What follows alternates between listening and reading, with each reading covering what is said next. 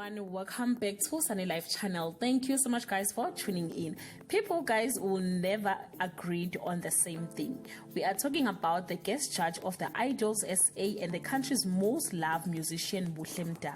The Soil Soweto born singer had many gushing over her appearance on the Idols SA as a guest judge, giving a lot of hope to numerous hopefuls on the singing competition. Some they even wished she can be considered as a permanent Idols SA judge the way they were so entertained. But not everyone enjoyed her appearance, as some felt she was way too much for them.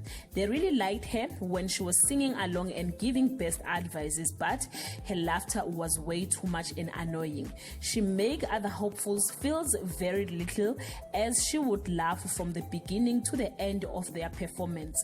Guys, I personally love her a lot and I think she did great. But you can leave your comment below and share your thought. Stay blessed. I love you so much guys. Bye.